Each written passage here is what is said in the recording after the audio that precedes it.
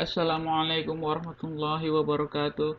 Adik-adik semuanya, kita akan melanjutkan materi tentang badan usaha. Nah, kemarin kan kita sudah bahas mengenai perjan, perum, dan perseru. Sekarang, kita akan lebih mendetail membahas tentang kelebihan dan kelemahan dari BUMN. Apa saja sih kelebihan BUMN itu? Yang pertama, menguasai sektor yang vital bagi kehidupan rakyat banyak. Ya, kemarin sudah dijelaskan seperti listrik ya, air, lalu bahan bakar minyak. Nah, seperti itu contohnya.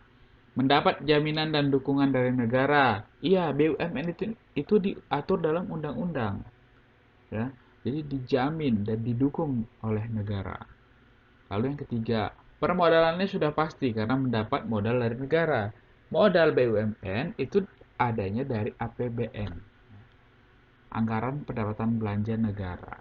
Jadi modalnya dari negara. Jadi kalau modalnya dari negara ya keuntungannya pun untuk negara gitu. Yang keempat, kelangsungan hidup perusahaan terjamin. Iyalah karena sudah diatur dalam undang-undang, semuanya dari negara, dan apabila misalkan butuh suntikan-suntikan dana juga dari negara. Lalu yang kelima, sebagai sumber pendapatan negara. Nah ini tadi ya, itu kelebihannya. Lalu kekurangan BUMN apa aja?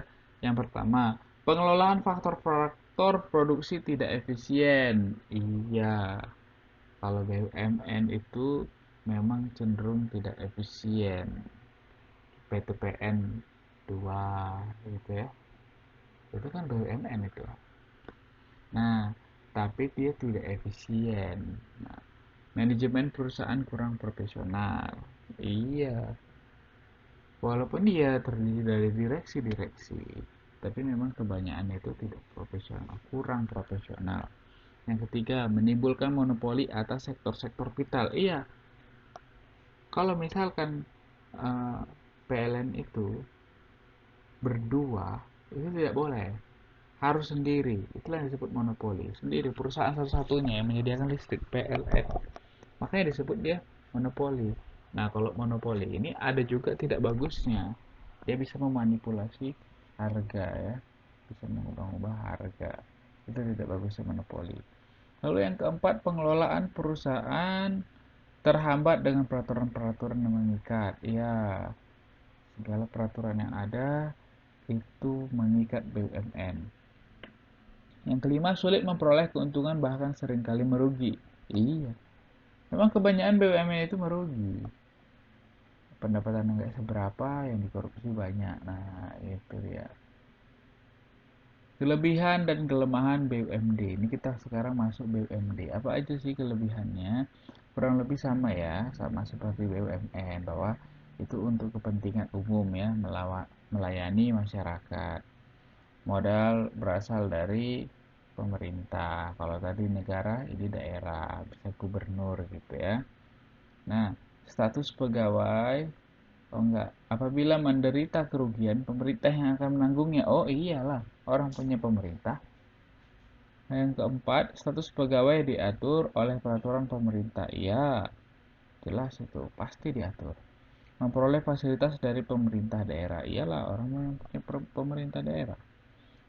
Jadi, itu ya harus diingat, hanya sekedar tahu aja, inti-intinya saja ingat. Lalu yang keenam, meringankan beban pengeluaran konsumsi masyarakat melalui penetapan harga produk yang memegang hajat hidup orang banyak yang lebih murah karena subsidi oleh pemerintah. Ya, bisa kalau misalkan itu dipegang oleh pemerintah bisa dibuat harganya murah misalkan. Itu bisa. Lalu membantu sektor swasta mengelola sektor usaha yang secara ekonomis tidak menguntungkan, namun produknya sangat dibutuhkan oleh masyarakat. Nah iya, PTPN PTPN itu tetap harus berjalan dia walaupun merugi karena memang produk-produknya dibutuhkan ya. Kekurangannya apa? Ya sama lah sama BUMN tadi kurang lebih ya. Nah lanjut aja kita.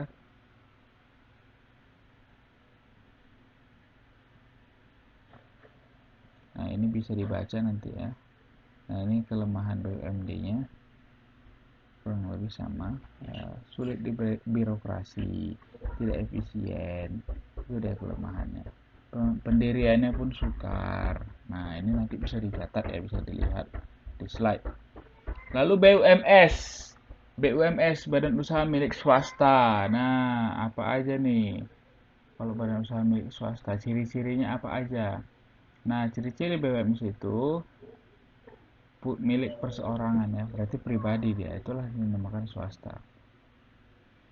Pemilik lah yang memegang kekuasaan tertinggi, ya, sehingga dapat mengatur segalanya. Berbeda dengan BUMN, itu punya negara, negara yang mengaturnya. Jalannya badan usaha tergantung pada kebijakan perseorangan. Iya, tergantung yang punya gitu intinya. Semua kewajiban dan risiko yang terjadi menjadi tanggung jawab pemilik. Oh iya, kalau tadi negara, ini swasta pemiliknya langsung ya. Untuk badan usaha swasta, persekutuan ini maksudnya kerjasama ya, persekutuan kerjasama dalam satu perusahaan. Bukan gaib-gaib itu, bukan. Ini tentang badan usaha ya.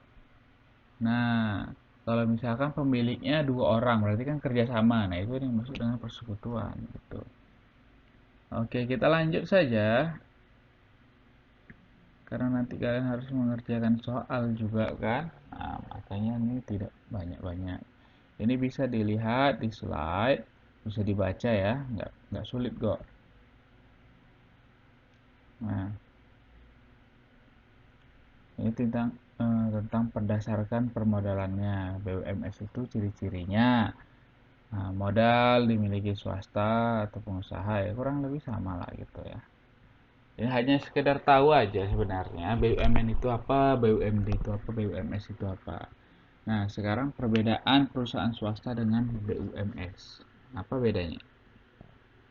Badan usaha dengan perusahaan mempunyai pengertian yang berbeda. Iya, berbeda itu. Badan usaha itu, itulah tadi, rumah tangga ekonomi yang bertujuan mencari laba dengan modal dan tenaga kerja untuk mengusahakan pemenuhan kebutuhan hidup. Jadi intinya badan usaha namanya dia badan ya, suatu lembaga gitu. Lembaga tentu punya tujuan, tujuannya apa? Laba, keuntungan. Nah, dan ada lagi menggunakan modal dan tenaga kerja. Nah, itulah dia yang dimaksud dengan badan usaha. Lalu, perusahaan itu apa? Perusahaan itu kan dia fisiknya, dia bentuknya, barangnya. Perusahaan itu gedung gitu kan. Nah, perusahaan itu ya seperti alat atau seperti wadah bagi badan usaha dalam upaya mencari keuntungan. Jadi, badan usaha itu dialah yang membuat gitu kan, membuat apa, perusahaan itulah dia yang dibuat gitu. Nah, lalu peranan BUMS apa aja? Meningkatkan devisa negara, membantu pemerintah meningkatkan kegiatan produksi, meningkatkan lapangan kerja, lalu membantu pemerintah meningkatkan penerimaan negara. Itu ya, ya umum lah seperti itu.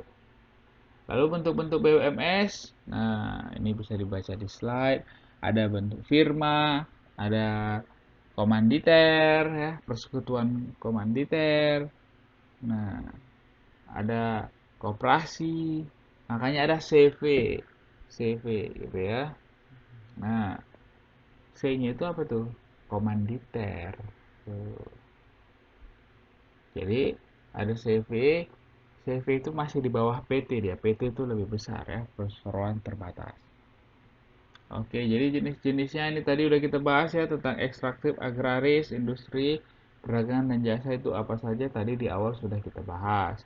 Nah, untuk mendirikan badan usaha milik swasta itu yang diperlukan ini. Nah, mana tahu nanti kalian kalau mau jadi pengusaha, maka ini kalian camkan baik-baik. Inilah dia untuk membuat badan usaha. Nanti kalau udah terbentuk badan usahanya baru buat perusahaan. Nah, gitu. Badan usaha inilah yang bisa melegalkan, yang bisa resmi dia untuk kita sebagai pengusaha punya perusahaan gitu. Nah, lalu kita sekarang bahas studi kelayakan usaha. Nah, ini sebentar aja, paling 5 menit atau 6 menit lah ya.